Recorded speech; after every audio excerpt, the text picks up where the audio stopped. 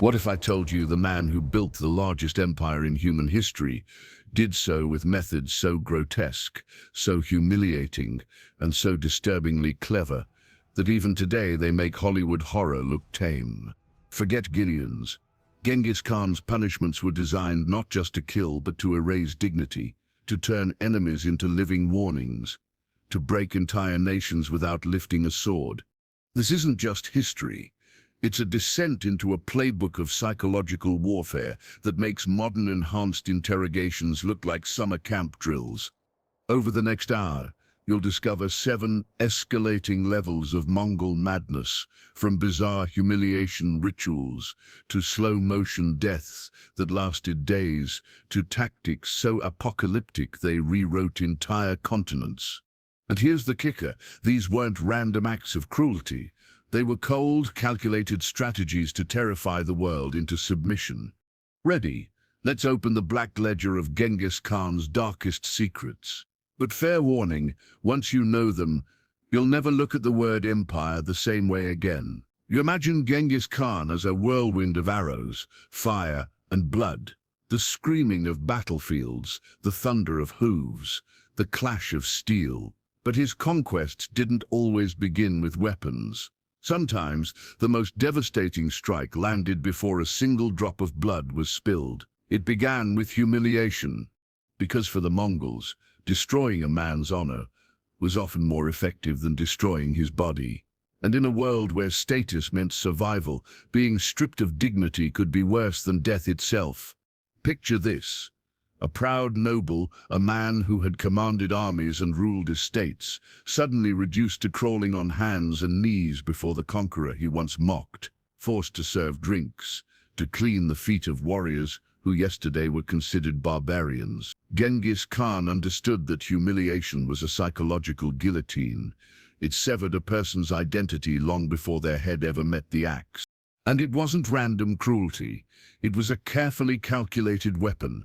When the Mongols conquered the Tangut kingdom, the aristocracy wasn't executed immediately. Instead, nobles were paraded like livestock, stripped of their silks, forced to march barefoot, while their wives and children were mocked before them. Imagine modern politicians, senators or CEOs, forced to mop floors on live television, while their enemies cheered. That's the level of spectacle we're talking about. The Mongols knew humiliation traveled faster than arrows. News of fallen kings debased like beggars spread terror far beyond the battlefield. Villages surrendered simply to avoid the shame of seeing their leaders grovel before nomads. And humiliation wasn't just a prelude to death. It was often a lifelong sentence. Some captives were spared only to serve as living trophies, their entire existence a reminder that the mighty could be reduced to slaves of the steppe. Even rituals of execution carried humiliation as their core ingredient. Genghis often ordered defeated princes to bow and serve before killing them, turning their final moments into theater.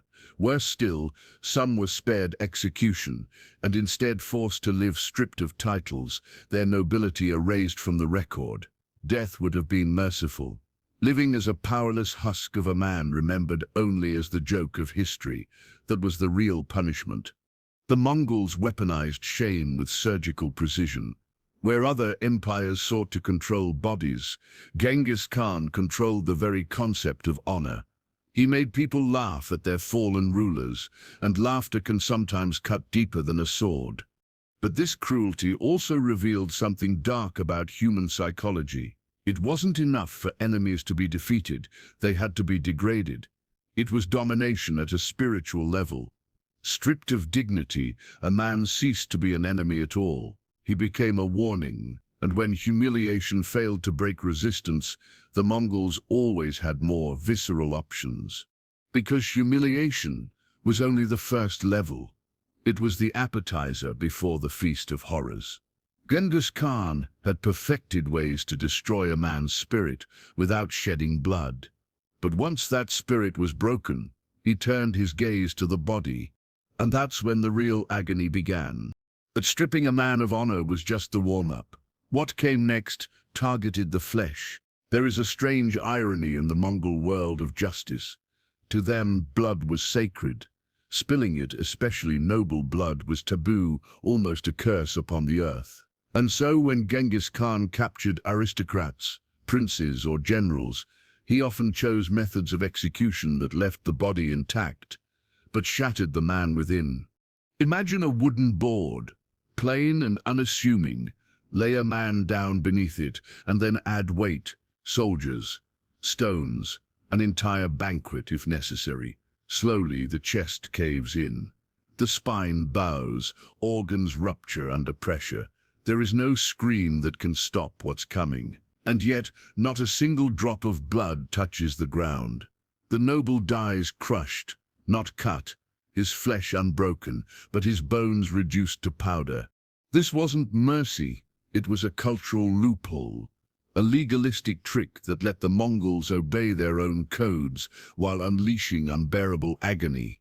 In the chronicles of Persia and China, again and again, nobles are recorded dying without blood, their bodies snapped like twigs under crushing boards, a theater of pain dressed up as tradition.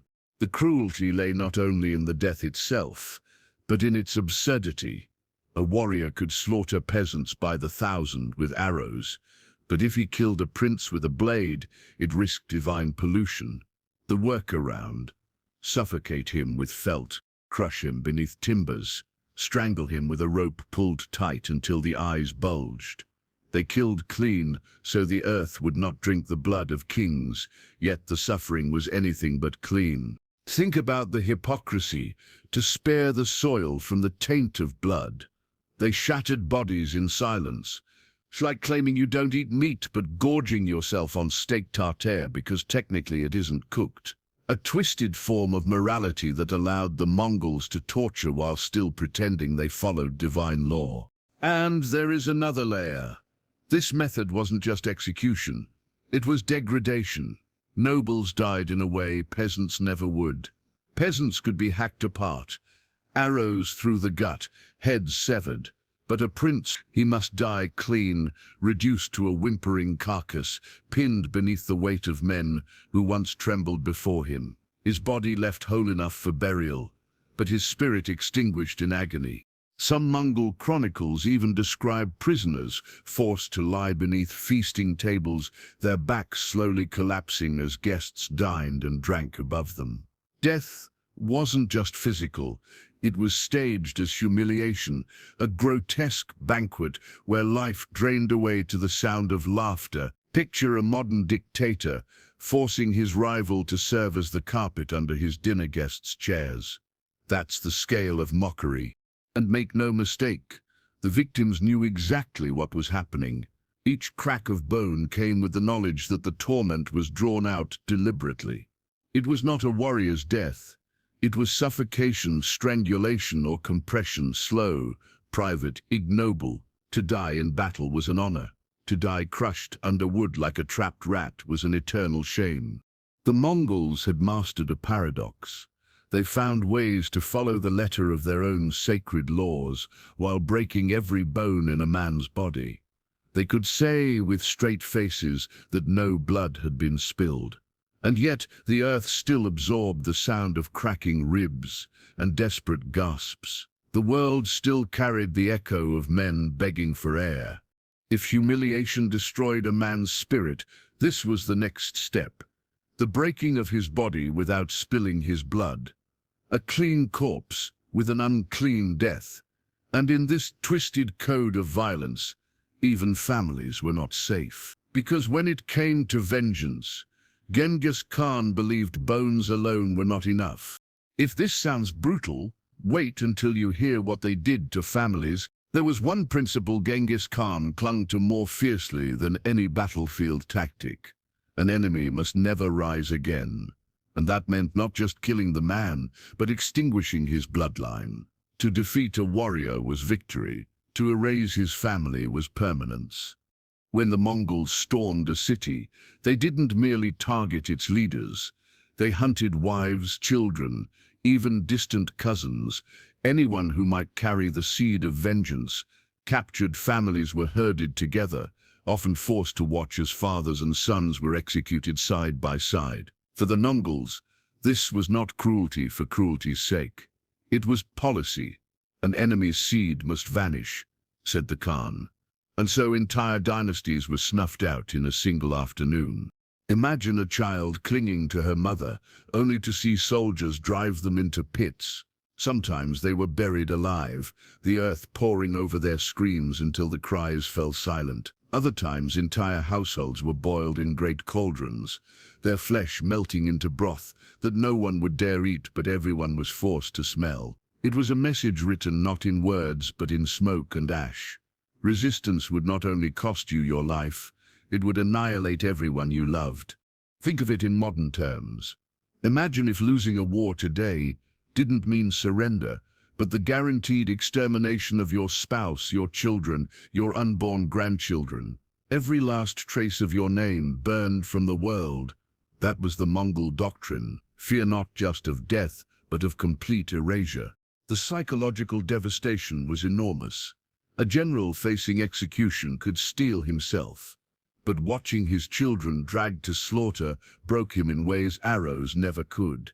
Some chronicles describe fathers begging to die first, just so they wouldn't have to hear their children's final screams. Others collapsed to the ground, pleading with Genghis's men to enslave their families instead of killing them. The Mongols rarely obliged.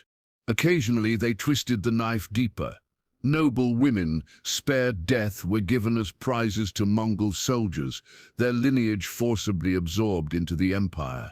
Bloodlines that once ruled kingdoms became wounds for the very warriors who had destroyed them. It was humiliation at a genetic level, posterity itself corrupted. And this wasn't rare spectacle. It was common practice. City after city reported the same outcome. Not just the leaders executed, but the lineages erased. Baghdad, Nishapur, Kiev, Samarkand, everywhere the hooves thundered. Families vanished into mass graves. The ground itself became a cemetery for names that would never be spoken again. This is why Mongol terror spread like wildfire. You could resist another king and risk ransom, exile, or even enslavement. But to resist Genghis meant the annihilation of everyone connected to you. It made surrender seem rational, even merciful. Entire cities capitulated, not because they feared their own deaths, but because they knew their families would be dragged down with them. And here lies the horror. This strategy worked. The Mongols expanded not only through military genius, but through generational fear. Parents chose submission so their children might live. Husbands opened gates to save their wives. Communities betrayed their leaders just to escape extermination. It was conquest by family hostage. Terror institutionalized at the level of kinship. Yet even this was not the worst of Mongol cruelty. Killing a man's family ended his lineage. But what about those left alive? What about the ones who weren't granted the dark mercy of death? Because some fates weren't swift. Some were designed to stretch suffering into days. And that's where the true nightmare begins. If humiliation crushed the spirit and family annihilation shattered the soul, then what came next was something darker still. Death stretched out like a slow symphony of suffering. Genghis Khan and his generals understood that fear was magnified not by how many died, but by how long one could be forced to endure dying. And so they perfected executions that turned hours into nightmares and nightmares into days. Imagine a man sewn alive into the fresh skin of an animal, the hide still wet, still shrinking as it dried under the sun. Every minute, the leather tightened, pressing into flesh, squeezing the lungs, forcing suffocation one shallow breath at a time. To passers-by, it might look like a grotesque sculpture, an unrecognizable form writhing until silence fell. To the victim, it was like being shrink-wrapped alive, trapped in a coffin that tightened with each beat of the sun. Others were caged, small enough that they could not stand, stretch, or even sit comfortably. The Mongols left them in the open, exposed to the elements. Heat blistered their skin by day, frost bit into them by night. Hunger hollowed them, thirst clawed at their throats. Each passerby could see the living warning inside that cage, reduced from proud warrior to a twitching skeleton. Some survived for days, groaning through swollen tongues until death finally claimed them. The cage was not just a prison, it was a billboard, a message to every witness. This could be you. Then there was the trampling, a spectacle of raw violence that doubled as entertainment. Captives were tied down beneath wooden planks, and Mongol horses were driven across their bodies. Bones snapped under hooves, rib cages caved in, skulls splintered. Yet because of the boards, the blood did not spray. The suffering was muffled, contained, dragged out. To the Mongols it was almost sport, a grim parody of their beloved horse races. Except the track was paved with human flesh. And sometimes the torment was psychological more than physical. Captives were blinded and left to wander, useless in a world where survival depended on vision. Others were spared outright, but only after watching their comrades roasted alive, boiled in cauldrons, or hacked apart limb by limb. To be left alive after such a spectacle was its own form of torture. Survivors carried the trauma as living vessels of fear, their stories spreading terror faster than arrows could. The cruelty was not random sadism. It was calibrated. Prolonged death turned a victim into propaganda. People who heard of these punishments surrendered without resistance, preferring submission to a fate measured in hours of agony. A quick death on the battlefield almost seemed merciful by comparison. The genius of Genghis Khan's terror was that it left options. He could kill quickly to reward submission, or kill slowly to punish defiance. Entire cities knew the choice awaiting them: submit and live under Mongol law, or resist and watch your leaders sewn into hides, your neighbors crushed beneath planks, your families starved in cages, until nothing remained but bones. And the whispers spread. Traders, refugees, prisoners of war, all carried the same tales. They spoke of men turned into living mummies by leather, of cages filled with skeletons that once begged for water, of trampling hooves echoing across corpses. These weren't just punishments, they were horror stories weaponized into policy. But if you think this was the apex of cruelty, you underestimate the imagination of an empire built on fear, because there was one more weapon in Genghis Khan's arsenal, one that went beyond humiliation, beyond bones, beyond slow-motion death. He learned to turn the very earth itself into his executioner. And that's when nature itself became a tool of torture. There is something uniquely terrifying about dying at the hands of nature. No sword, no arrow, no warrior to blame, only the crushing indifference of earth, water, and sky. Genghis Khan understood this, and he weaponized the environment itself. To his enemies, even the land could not be trusted. One favored punishment was suffocation in rivers of sand. Captives were buried up to their necks in the desert, left for the shifting winds to finish the job. The sun blistered their skin, lips cracked, eyes filled with grit. Each breath brought more dust into the throat, until lungs filled and the victim drowned not in water, but in the earth itself. It was a death as dry as it was merciless, like being swallowed alive by the planet. Others were drowned in rivers, but not cleanly. Prisoners were tied in sacks of felt, their arms pinned, their heads covered, and then thrown into the current. There was no flailing, no chance of escape. They sank like stones, unseen, voiceless, suffocating as water forced its way into their lungs. Again, the taboo of blood was preserved. No cut, no spill, just silence beneath the waves. And sometimes the cruelty was even more ironic. Men were abandoned in the steppe wilderness, stripped of weapons, food, or horses, condemned to wander until thirst or wolves decided their fate.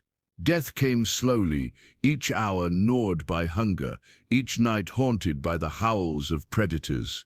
A soldier could survive a battlefield, but in the vast emptiness of the Mongol plains, survival was almost impossible. The empire didn't need a noose or blade. The grasslands themselves would devour you. The genius of this cruelty was its invisibility. A man suffocated in sand left no bloody body to inspire martyrdom. A man drowned in a river left no bones for his kin to bury. A man abandoned to the wilderness might never be found at all. The punishment wasn't just death, it was erasure. The victim disappeared into nature itself, as if he had never existed. Imagine this in modern terms. Instead of a public trial or execution, imagine someone taken into the desert, sealed in plastic and left to suffocate under the sun, vanishing without a trace. That's the psychological terror Genghis spread. Death without witnesses, erasure without graves. And yet some of these executions weren't hidden. They were performed before crowds, the screams echoing as bodies writhed against sand, as lungs fought water, as men begged for mercy. To see nature turned into a weapon was to understand that even the elements could be commanded by the Khan. It was a reminder that resistance was not only futile, it was unnatural, because that was the point. Genghis Khan didn't just command soldiers, he commanded rivers, deserts, skies. At least that's what his enemies came to believe. And when you believe even the earth itself is against you, surrender becomes the only rational choice. But still, there was one more step, because while nature could erase a man, it could not entertain a crowd. And for Genghis Khan, terror worked best when it was staged, when the death of one became the theater of thousands. And so, executions became spectacles. Punishments were paraded before entire cities. The screams became public performances. Death was turned into theater. And that's when cruelty became entertainment. Terror works best when it has an audience. Genghis Khan knew this. A single execution in silence could frighten a few, but an execution staged before thousands could terrify an entire civilization. And so, cruelty was transformed into theater. In conquered cities, captives were paraded through the streets, beaten, mocked, stripped of dignity before everyone they once ruled. This wasn't just punishment, it was a show neighbors were forced to watch. Children were brought forward to see what defiance looked like. Fear was not whispered in back alleys, it was screamed in the marketplace. Sometimes the performance was grotesquely ironic. Noblemen were dressed in women's clothing and marched before their subjects, humiliated before their throats were crushed. Prisoners were forced to sing and dance at feasts, their songs cut short when the Khan gave a signal for their deaths. Laughter mingled with screams, as if cruelty itself had become a form of entertainment. Imagine reality television, but with torture as the prime-time event. And the audience wasn't allowed to remain passive. Often, entire communities were forced to participate. Citizens were commanded to hurl stones at their own leaders, or to cheer as bodies were torn apart. In one infamous case, a captured ruler was wrapped in felt, placed beneath a wooden platform, and nobles were ordered to sit above him during a banquet.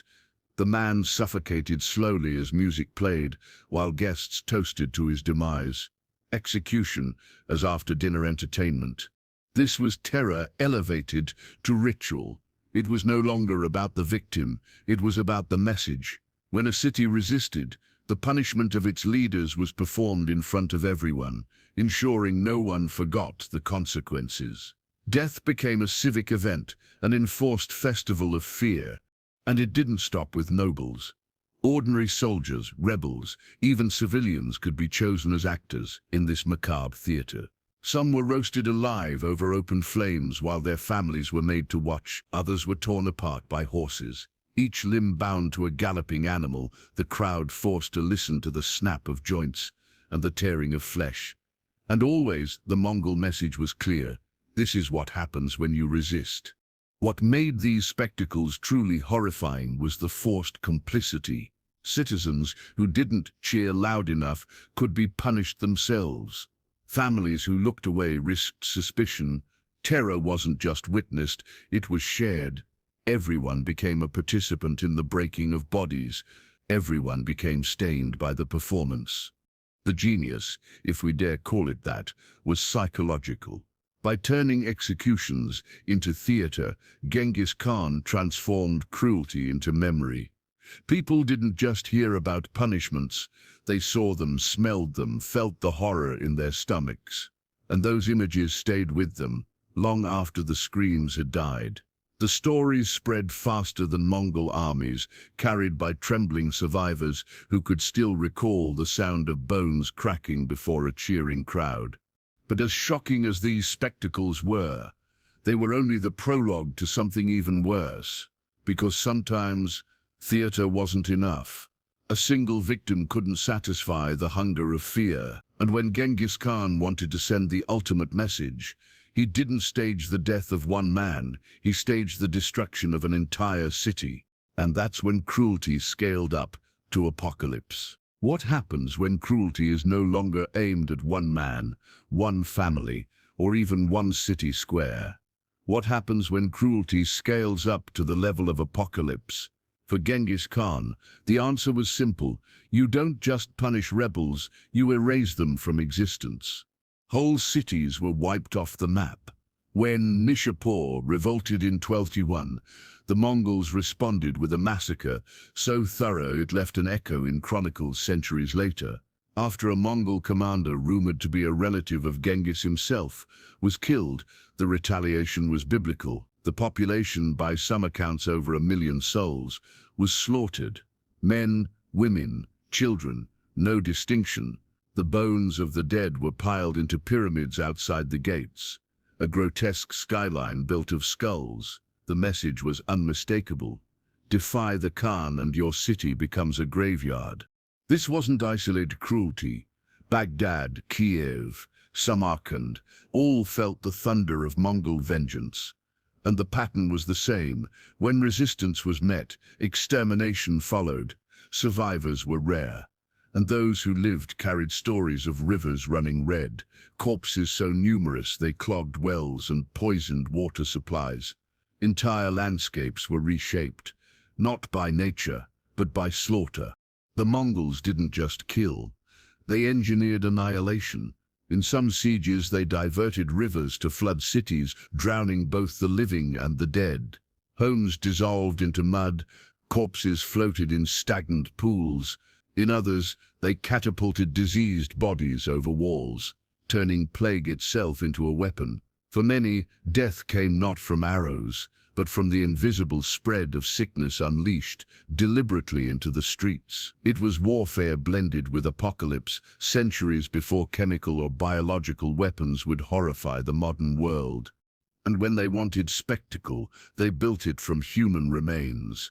Skulls stacked into towering pyramids outside city walls, rib cages used as scaffolding for grotesque displays. Travelers who came upon these macabre monuments didn't need a storyteller. The bones spoke for themselves. They said, "Here once stood a city, and now it stands no more." The horror lay not only in the destruction, but in its precision. Genghis Khan could be merciful when it suited him. Cities that surrendered often survived, spared the sword and brought into the empire. But those who resisted were erased with ruthless efficiency. The line was clear. Obedience brought life, defiance brought extinction. And so, terror became a mathematical equation. One annihilated city could ensure the surrender of 10 more. But think of what this meant for the people inside. Imagine waking to see the horizon blackened by smoke, the thundering hooves drawing closer, and knowing that by nightfall your home might be nothing but ash and bone. There was no appeal, no negotiation. The choice was to open the gates and bow, or to gamble with annihilation. It was conquest through apocalyptic dread. Their strategy worked. The Mongol Empire expanded faster than any before it, not just through cavalry charges and brilliant tactics, but through a reputation that spread faster than rumor. Cities heard of skull pyramids hundreds of miles away. They heard of rivers poisoned with corpses, of children buried alive in pits, of entire populations erased, and many surrendered without a fight, terrified of becoming the next ruin in the path of the storm. It's tempting to see this as mindless slaughter, but it wasn't. It was psychological warfare on a continental scale. By turning cities into apocalyptic cautionary tales, Genghis Khan created an empire held together not just by power, but by fear. Fear became the mortar between bricks of conquest. Fear was the currency of his empire. And yet, as horrifying as the destruction was, it raises an even darker question. If this scale of cruelty could erase entire populations, what does it mean for us today to inherit a world shaped by those tactics? Because the legacy of Genghis Khan wasn't just cities turned to ash, it was a model of power through fear, one that rulers still study centuries later. But before we draw the curtain, there is one final revelation. Because the greatest horror of all is not what Genghis did to others, it's what he left behind for us.